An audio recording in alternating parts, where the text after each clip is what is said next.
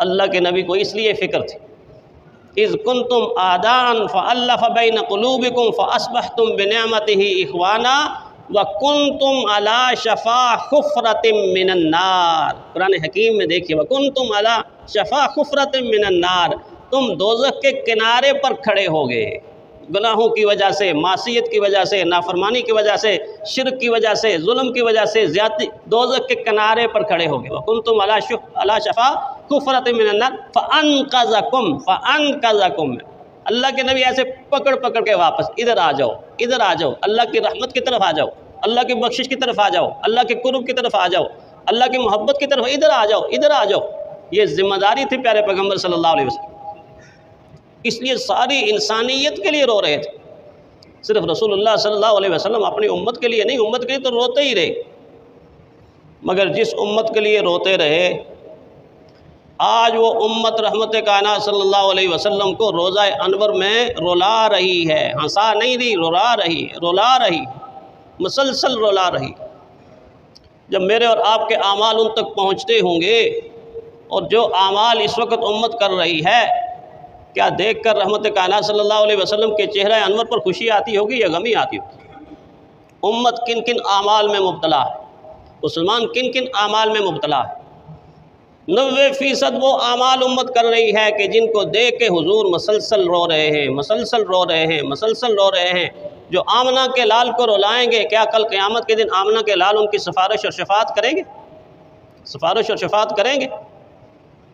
ہمیں جائزہ لینا چاہیے اپنے اعمال کا کہ کون کون سا وہ عمل میرے اور آپ کے وجود سے، زبان سے، رویے سے ظاہر ہو رہا ہے کہ جس کو دیکھتے ہی حضور صلی اللہ علیہ وسلم آپ دیدہ ہو جاتے ہیں۔ حضور صلی اللہ علیہ وسلم کی آنکھوں میں آنسو، کیا میں نے یہ دین چھوڑا تھا؟ کیا میں نے یہ سنت چھوڑی تھی؟ کیا میں نے یہ طریقہ چھوڑا تھا؟ کیا میں نے یہ عادات چھوڑی تھی؟ کیا میں نے یہ اطوار چھوڑے تھے؟ کیا میں نے یہ احکامات چھوڑے تھے کہ جن پر امت اس وقت رواں دواں ہے؟ جب دیکھتے ہوں گے کہ امتی میرا ہے اور طریقہ یہودیت کا ہے، امتی میرا ہے اور طریقہ عیسائیت کا ہے، امتی میرا ہے اور رسم ہندوؤں کی ہے، تو کیا پیارے پیغمبر صلی اللہ علیہ وسلم کا دل مبارک نہ دکھتا ہوگا اپنے روزہ اطہر؟ آپ صلی اللہ علیہ وسلم کا دل تو اتنا رقیق، رقت والا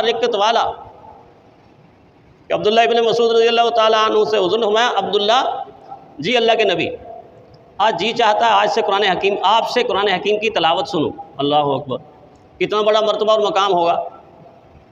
تو حضرت عبداللہ بن مسعود رضی اللہ تعالیٰ عنہ نے عرض کیا، اللہ کے نبی نازل تو آپ پہ ہوا ہے، نازل تو آپ پہ ہو رہا ہے۔ کہنے کا مطلب کیا تھا کہ اے کاش اللہ کے نبی، دل یہ چاہتا ہے کہ آپ سنائیں اور ہم سنیں۔ تو حضور صلی اللہ علیہ وسلم نے فرمایا، نہیں، آپ تلاوت کریں، آپ قرآن حکیم کی تلاوت کریں۔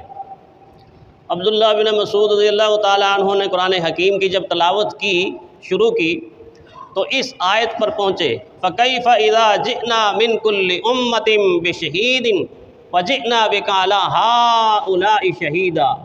اب مطلب سمجھ آ رہا ہو تو پتہ چلے نا۔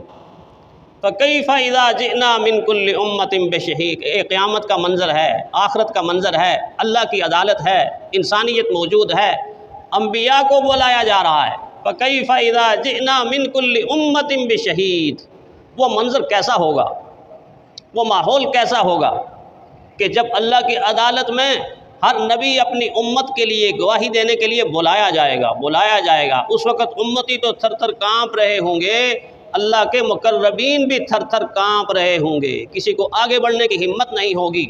اور جب اس آیت کا یہ حصہ پڑھا، تلاوت کیا کہ اس امت کے لیے آپ کو قیامت کے دن بلایا جائے گا، تو رحمت کائنات صلی اللہ علیہ وسلم کی آنکھوں زاری بلند ہو گئی، اور حضور صلی اللہ علیہ وسلم کی آنکھوں سے اشکوں کا رواں جاری ہو گیا، مسلسل روتے رہے۔ پھر رپیٹ کیا عبداللہ ابن مسعود نے اس آیت کو، اور یہاں تک کہ حضور صلی اللہ علیہ وسلم اتنے دل برداشتہ ہوئے، اللہ کا قرب اتنا ہوا کہ فرمایا رک جاؤ۔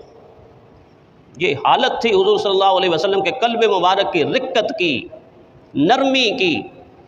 اور اس وقت لوگ سنتے بھی تھے، روتے تھے، جو سناتے تھے وہ بھی روتے تھے قرآن حکیم۔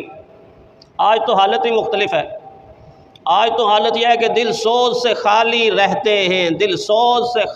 رہتے ہیں، آنکھیں ہیں کہ نم ہوتی ہی نہیں، دل سوز سے خالی رہتے ہیں۔ آنکھیں ہیں کہ نم ہوتی ہی نہیں، کہنے کو تو ہر مجلس میں پڑھ پڑھ کے سنایا جاتا ہوں۔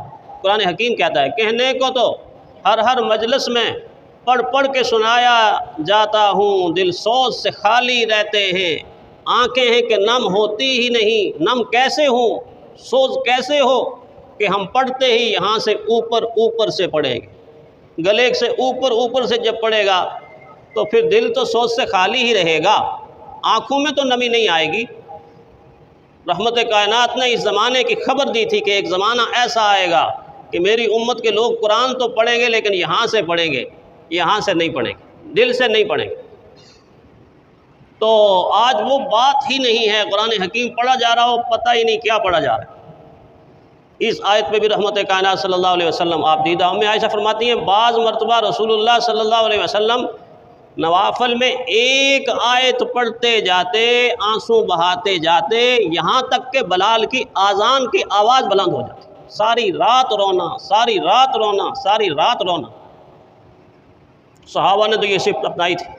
جب بیت المقدس فتح ہوا تو حضرت عمر رضی اللہ تعالیٰ عنہ نے پوچھا اپنے لشکر سے، اپنے مجاہدین سے، صحابہ سے کہ اس وقت کیا کریں؟ تو صحابہ نے جس خواہش کا اظہار کیا وہ خواہش کیا تھی؟